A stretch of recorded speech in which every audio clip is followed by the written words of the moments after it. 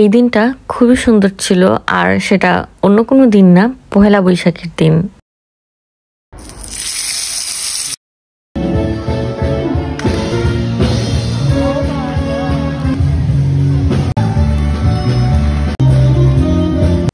তোমরা দেখতেই পারলে আমার এই ভিডিওতে কি কি থাকছে। এই যে প্রথমেই আমি যে মাছটা নিয়ে আসছিলাম, ইলিশ মাছ আমার খাওয়া হয় না কখনোই তেমন, কারণ ফ্রোজেন মাছ আমার ওরকম ভালো লাগে না। বাংলাদেশে থাকতে খেতাম না কাটার জন্য, বাট এখন মনে হচ্ছে যে না, খাই। অনেকদিন মাছ খাওয়া হয় না, এরকম বড় মাছ। পরে আমি মাছটা নিয়ে আসলাম, এনে আমার খুব কষ্ট হয়েছে এটাকে কাটতে।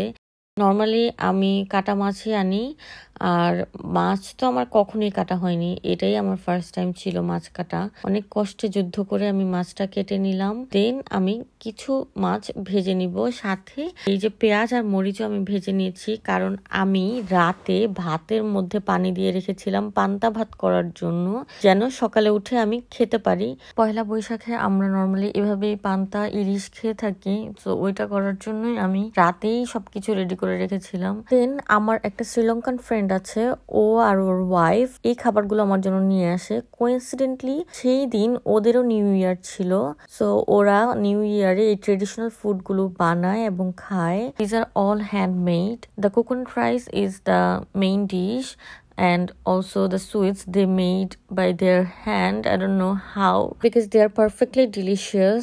And the brown one is my favorite. It kind of tastes like sandesh. It's a sweet we eat in Bangladesh. Thank you so much for sending me this food. If you guys are seeing this video, we should get together soon. Then আমার rest of the day কিছু করার ছিল না, ভাবলাম যে circus চলতেছে সেখানে আমি যাই, যে দেখি নিউ কিছু এক্সপিরিয়েন্স করি। আমি কখনোই সার্কাস চোখের সামনে দেখিনি, সো আমি চলে গেলাম সার্কাস দেখতে। এই যে এখানে আমি আমার টিকিট নিয়ে নিচ্ছি। দেন অনেক বড় একটা লাইন ছিল, মানে এই সবগুলো মানুষই এই শোটা দেখতে যাবে। আমি 6টা থেকে মেবি শোটা দেখতে গিয়েছিলাম, তো সেই জন্য ভেতরে যেই শোটা চলতেছিল সেটা শেষ হবে, দেন আমাদেরকে ঢুকাবে।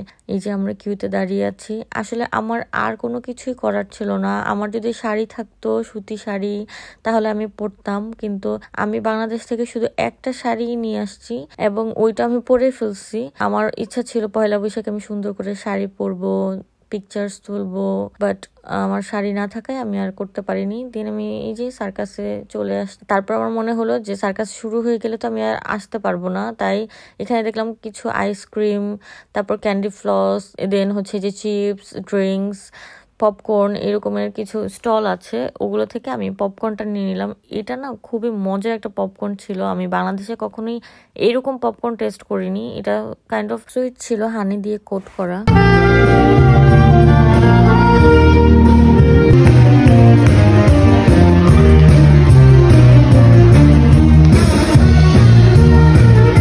সার্কাস শুরু হয়ে গেল, এটা ওদের ওপেনিং ছিল, মানে যারা যারা এখানে সার্কাস দেখাবে ওরা সবাই মিলে একটা ড্যান্স পারফর্ম করে।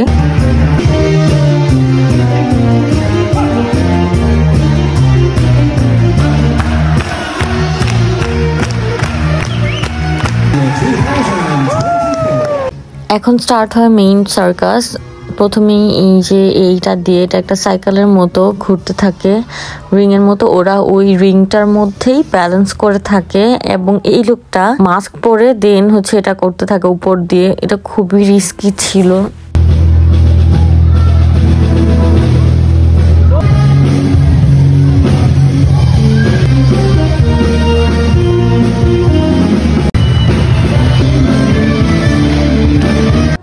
এখানে খুবই কম সময়ে কিভাবে যেন অনেকগুলো ড্রেস চেঞ্জ করে, জাস্ট কিছুক্ষণের জন্য ঢেকে দেয় আর ড্রেসটা চেঞ্জ হয়ে যায়।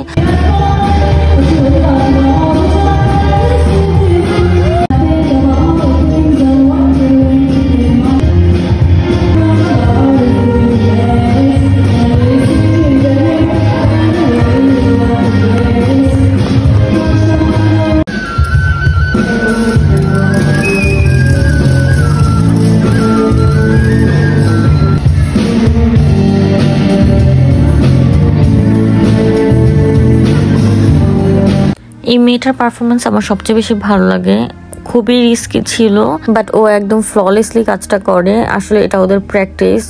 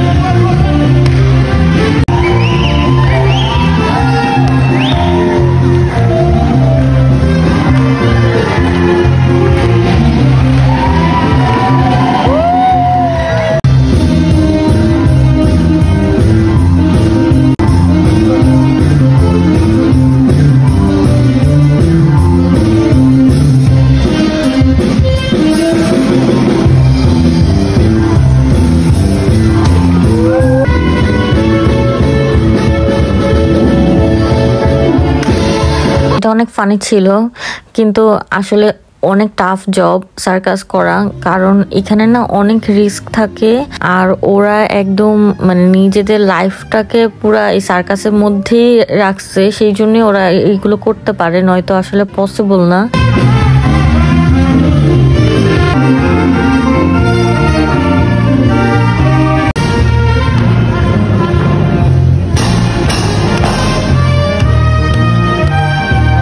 আর এই যে এটা দেখো, রশির উপরে স্টান্ট করা বা সাইকেল চালানো, এটা খুবই রিস্কি, কিন্তু আসলে ওদের জন্য নিচে সেফটি সিস্টেম করা ছিল, ওরা যদি পড়েও যেত কোনো সমস্যা ছিল না।